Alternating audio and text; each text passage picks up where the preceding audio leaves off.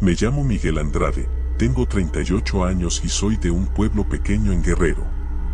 Desde que tengo memoria, mi vida ha sido una lucha constante contra la pobreza. Crecí en una casa de láminas oxidadas, con goteras que parecían multiplicarse cada temporada de lluvias. Mi padre, un albañil también, murió cuando yo tenía 10 años. Lo que dejó fue un montón de deudas y una familia que apenas sabía cómo poner comida en la mesa. Desde los 15 empecé a cargar bloques, a mezclar cemento y trabajar bajo el sol abrasador. Pero por más que me partiera el lomo, nunca era suficiente. Siempre había algo, que si la medicina de mi madre, los estudios truncados de mi hermana o el pago atrasado del terreno donde vivíamos. Y yo, cansado, frustrado, con las manos llenas de callos, sentí que el mundo me estaba aplastando. Fue una noche, después de un día especialmente duro en la obra, que mi vida cambió. Estaba sentado en una cantina, bebiendo el último trago que mi bolsillo permitía, cuando un viejo se sentó frente a mí. Tenía un sombrero negro y un traje impecable, algo que no combinaba con el lugar. Me observé con una sonrisa que no era del todo amistosa. ¿Cansado de ser nadie, Miguel?, dijo, como si supiera todo de mí. Me quedé helado. Ni siquiera le había dicho mi nombre. ¿Quién es usted?, le preguntó, tratando de sonar seguro, pero mi voz tembló. Eso no importa, respondió, encendiendo un cigarro que olía diferente, como si quemara algo más que tabaco. Lo que importa es lo que puedo recomendar. Mi corazón se aceleró. Sentí que las paredes de la cantina se estrechaban, que el aire se volvía pesado. Me miró directo a los ojos y, con un tono tan casual que me dio escalofríos, dijo: dinero, salud, poder, lo que quieras. Todo un cambio de un pequeño favor. No sé si fue el alcohol o la desesperación, pero no pude resistir. Le dije que quería salir de la miseria, darle a mi familia la vida que nunca habíamos tenido. Él sonó, y en ese momento, juro que el tiempo pareció detenerse. Me extendiendo la mano. Solo tienes que aceptar, Miguel. No hay trampa, tú decides. Cuando tomé su mano, sentí un calor abrasador recorrer mi cuerpo, como si algo se hubiera roto dentro de mí. La cantina desapareció, y me encontré en el monte, solo, con el eco de su risa resonando en mis oídos. En mi bolsillo, había un fajo de billetes que nunca había visto en mi vida. Al día siguiente, todo empezó a cambiar. Conseguí trabajos mejores, más grandes, sin buscar demasiado. El dinero fluía como nunca, y mi madre dejó de preocuparse por las cuentas. Mi hermana volvió a estudiar. Yo mismo logré comprar una casa decente, con paredes firmes y techo nuevo. La gente empezó a respetarme, a buscarme. Por primera vez en mi vida, sentí que había ganado. Pero los sueños no tardaron en llegar. No eran normales. Siempre era el mismo hombre del sombrero negro, sonriendo entre sombras, susurrándome cosas que no entendía del todo, pero que me despertaban sudando frío. A veces sentía que alguien me observaba, aunque estuviera solo. Los ladridos de los perros en la madrugada se regresaban más intensos cuando pasaba cerca. Una noche, mientras trabajaba en una ampliación en una casa vieja, encontré algo enterrado en el terreno, un espejo roto, envuelto en lo que parecía un pedazo de tela vieja y manchada. Cuando lo toqué, escuché un susurro. Era su voz. No olvides lo que prometiste, Miguel. Todo tiene un precio. Desde entonces, las cosas han cambiado. El dinero sigue llegando, pero hay algo más. Siento que ya no estoy solo, incluso cuando nadie está cerca. Las sombras parecen moverse. Y cada vez que me miro en el espejo, no siempre soy yo el que me devuelve la mirada. No sé cuánto más podré soportar. No sé cuál es el precio que me tocará pagar. Pero sé que no será algo que pueda devolver. Desde que encontré ese espejo enterrado, mi vida dejó de ser mía. Lo que antes eran simples sueños incómodos ahora se han convertido en algo que no sé si llamar alucinaciones o realidad. Por las noches, cuando todo debería estar en silencio, escucho ruidos en las paredes, como si algo o alguien raspara desde el otro lado. Al principio pensé que eran ratones, pero las marcas que encontré al día siguiente eran demasiado profundas para algo tan pequeño. No se lo conté a nadie.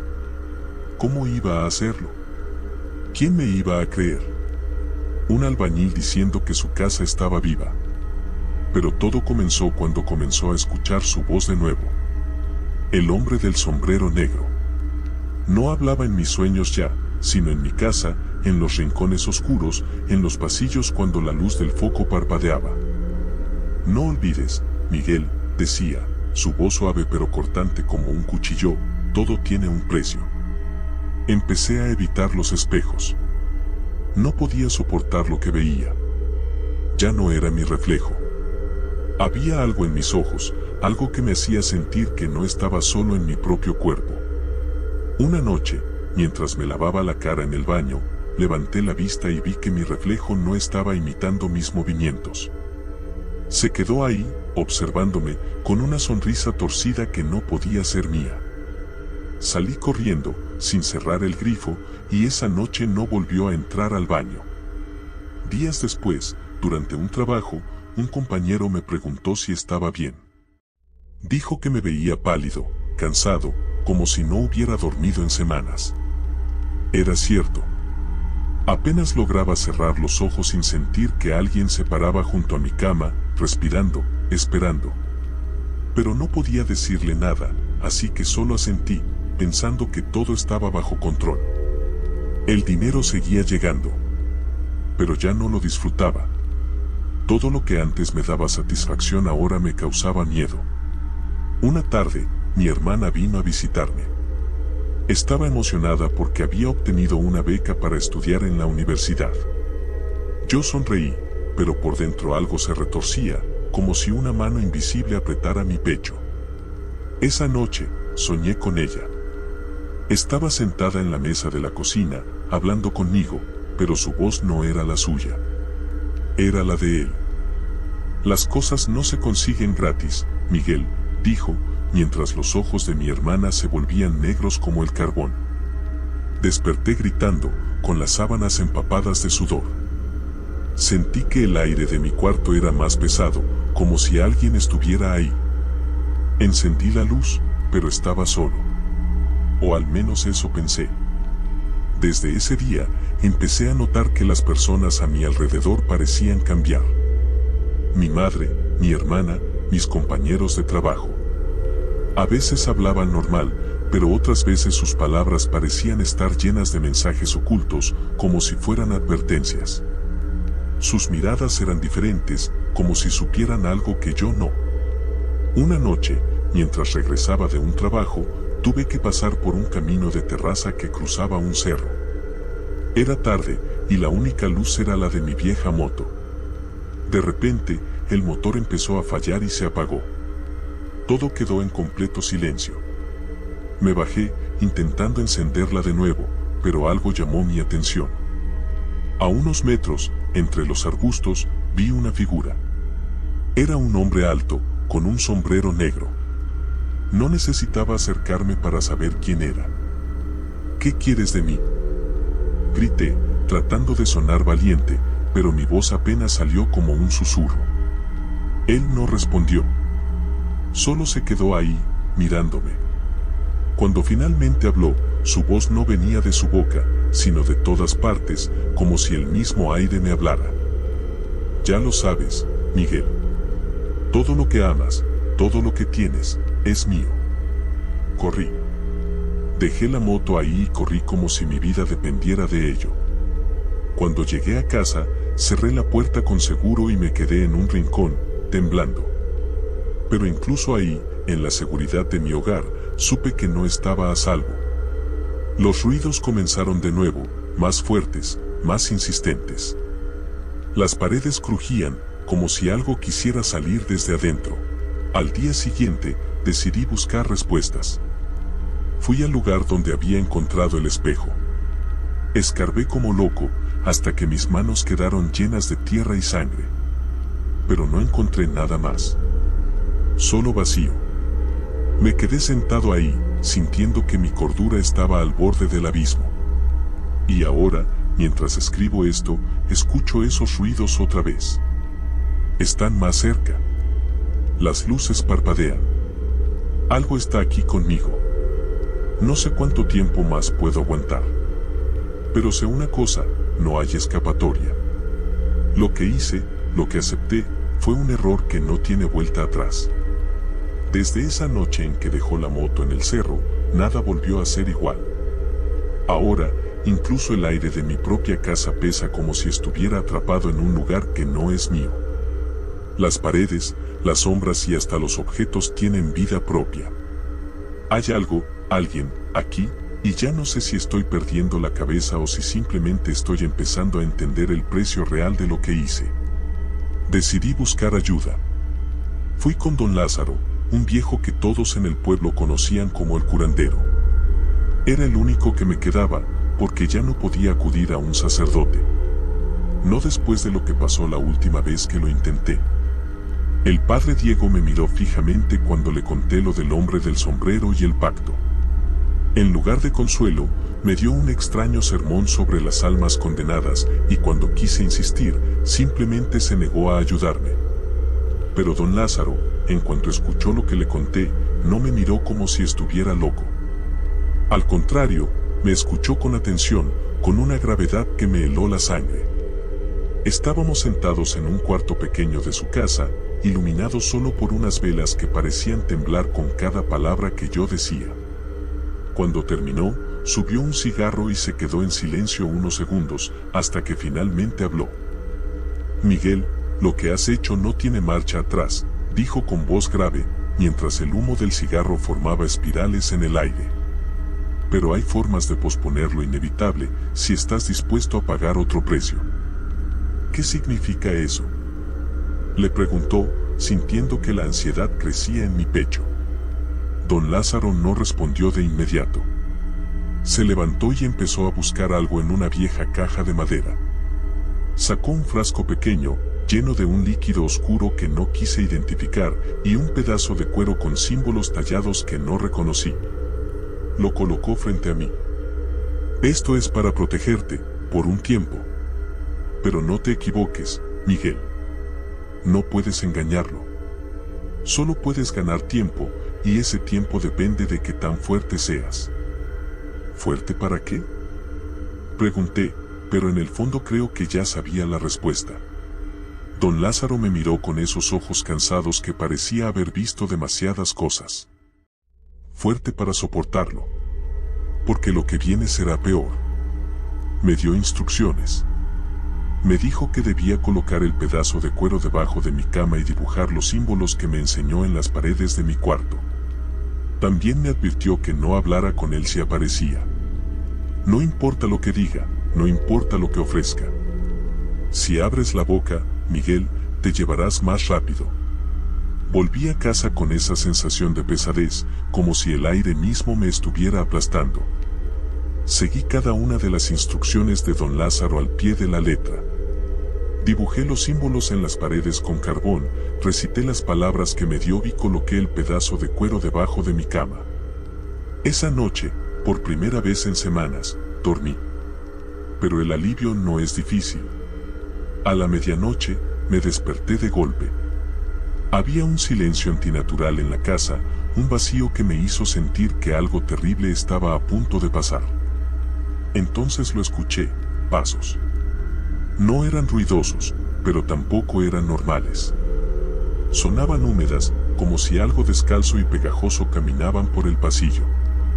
No me atreví a moverme. Quise pensar que estaba soñando, pero el frío que sentía en los huesos me decía lo contrario. Los pasos se detuvieron frente a la puerta de mi cuarto. Podía ver la sombra bajo la rendija, alargada y extraña, como si lo que estuviera ahí no fuera completamente humano. Miguel, dijo esa voz, la misma que había escuchado tantas veces en mis sueños, pero ahora, aquí, en mi casa. Me congelé. Las palabras de don Lázaro retumbaron en mi cabeza, no le respondas. Pero no fue tan fácil. Esa voz tenía algo, un peso, una atracción que hacía que mi lengua quisiera moverse sola. ¿Crees que puedes esconderte de mí? Continuó la voz, suave pero con un eco que parecía llenar el cuarto entero. Esto no se trata de tiempo, Miguel. Esto se trata de lo que es mío. La sombra empezó a moverse, deslizándose bajo la puerta. Sentí como si el aire del cuarto se hubiera evaporado. Quería gritar, pero mi cuerpo no respondía. Entonces, de repente, las paredes comenzaron a crujir, y los símbolos que había dibujado empezaron a brillar con un leve resplandor rojo. La voz se detuvo, y por un instante pensé que había funcionado, que los símbolos realmente lo habían mantenido fuera. Pero luego escuché algo que nunca olvidaré, una risa. Era una mezcla de burla y rabia contenida, como si el hombre del sombrero estuviera disfrutando del juego. Esto no termina aquí, Miguel, dijo finalmente, antes de desaparecer, dejando el cuarto sumido en un silencio aterrador. Al día siguiente, cuando fui a revisar los símbolos en las paredes, todos habían desaparecido, como si nunca hubieran estado ahí. El pedazo de cuero debajo de mi cama estaba quemado, reducido a cenizas. Y ahora sé, más que nunca, que el tiempo se está acabando.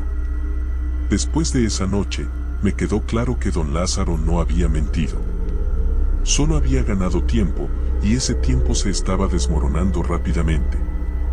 Podía sentirlo en el aire, en la forma en que las sombras de mi casa parecían alargarse más de lo normal, en los silencios que ahora estaban cargados de una presencia invisible. El día siguiente lo pasé como un zombi, cargando bloques y mezclando cemento, pero mi mente estaba en otro lado. Todo lo que hacía era pensar en lo que dijo esa voz: esto no termina aquí. Era una sentencia, una promesa. Algo que no podía evitar. Cuando llegué a casa esa noche, la sensación de vacío era peor. Parecía que la casa misma estaba esperándome, respirando en las paredes, observándome desde cada rincón oscuro. Pero lo peor estaba por venir. En la mesa de la cocina encontré algo que me hizo temblar. Era el mismo pedazo de cuero que don Lázaro me había dado, el que había dejado quemado bajo mi cama. Estaba ahí, intacto, como si nunca hubiera sido reducido a cenizas. No lo toqué. Solo me quedé mirándolo, intentando entender qué significaba. Pero antes de que pudiera reaccionar, escuché algo que me hizo perder el aliento: la risa. Esa risa profunda y burlona, resonando por toda la casa, como si las paredes la escupieran desde dentro. Fue en ese momento que lo entendí. No importa lo que haga, no importa a dónde vaya, él está aquí. Y no se irá. Me fui directo a la casa de don Lázaro, con el pedazo de cuero envuelto en un trapo. Cuando llegué, la puerta estaba entreabierta, algo raro porque el viejo siempre tenía un cerrojo puesto. Toqué y llamé, pero no hubo respuesta. Entré con cautela, sintiendo un escalofrío recorrerme la espalda. La casa estaba en penumbras, con las velas apagadas, como si el tiempo se hubiera detenido dentro de esas paredes. Don Lázaro. Grité, pero mi voz resonó en el vacío. Avancé hacia el cuarto donde lo había visto la última vez, y lo que encontré ahí me dejó sin palabras. Estaba en el suelo, rodeado por un círculo de símbolos que no reconocía. Su cuerpo estaba rígido, con los ojos abiertos y fijos en el techo. Pero lo peor era su rostro, una expresión de terror absoluto, como si hubiera visto algo que su mente no pudo soportar. Retrocedí, sintiendo el corazón, golpeándome el pecho como un martillo. Quise salir corriendo, pero algo en el ambiente me detuvo. Fue entonces cuando lo sentí, esa presencia, como un peso invisible en la habitación. Y luego, la voz. ¿Creíste que alguien como él podría detenerme, Miguel?, dijo, con ese tono burlón que ya conocía demasiado bien. Giré sobre mis talones, buscando el origen, pero no había nadie. Solo la sombra alargada en la esquina, que parecía moverse por sí sola, expandiéndose y contrayéndose como si tuviera vida propia. El pedazo de cuero en mis manos comenzó a quemar, pero no lo solté. Quería gritar, pero mi garganta estaba seca. Todo esto es tu culpa, Miguel. Tú lo pediste. Tú lo aceptaste, continuó la voz, más cerca, como si estuviera susurrándome al oído. Salí corriendo, dejando atrás el cuerpo de don Lázaro. No podía quedarme ahí. No podía enfrentarme a eso. Corrí hasta mi casa, pero cuando llegué, ya no parecía mi hogar. Las ventanas estaban completamente oscuras, como si la luz misma se hubiera rehusado a entrar. Y cuando cruzó la puerta, todo cambió. El interior no era el mismo. Las paredes estaban cubiertas de símbolos que no recordaba haber dibujado, símbolos que parecían moverse, retorcerse como si estuvieran vivos. Y en el centro de la sala había una figura. No era completamente sólida, pero tampoco era una sombra. Era él. El hombre del sombrero negro. Bienvenido a casa, Miguel, dijo, con una sonrisa que no era humana. Intenté correr, pero mis pies no respondieron. Era como si estuviera clavado al suelo. Él se acercó, lentamente, como disfrutando cada segundo de mi miedo. Sentí como la temperatura bajaba a cada paso que daba. Te di lo que querías, Miguel. Ahora es momento de que pagues. ¿Qué quieres de mí? Logré preguntar, con la voz rota por el terror. Él se inclinó hacia mí, su rostro a centímetros del mío. Sus ojos eran dos pozos oscuros, vacíos, pero llenos de algo que no puedo describir. No solo a ti. Todo lo que amas, todo lo que tocas, es mío ahora. La casa comenzó a temblar, como si se estuviera desmoronando desde adentro. Las paredes se agrietaron y las sombras parecían alargarse, envolviéndome poco a poco. Intenté moverme, pero era inútil. Podía sentir como algo invisible me aprisionaba, como si esas sombras fueran manos que se cerraban alrededor de mi cuerpo. Y entonces, escuché los gritos. La voz de mi madre, de mi hermana. Voces mezcladas con un dolor que no puedo describir. No sé si eran reales o si él estaba jugando con mi mente, pero en ese momento, todo lo que podía hacer era gritar yo también. El hombre del sombrero negro solo se quedó ahí, mirándome, con esa sonrisa torcida, mientras las sombras me consumían poco a poco. Las sombras me envolvían, pesadas y frías como un sudario húmedo. El hombre del sombrero negro estaba ahí, inmutable, como si disfrutara el espectáculo de mi sufrimiento. Mi mente estaba al borde del colapso, los gritos de mi madre y mi hermana resonaban por todos lados, pero ya no sabía si eran reales o una cruel manipulación. Entonces, todo se detuvo.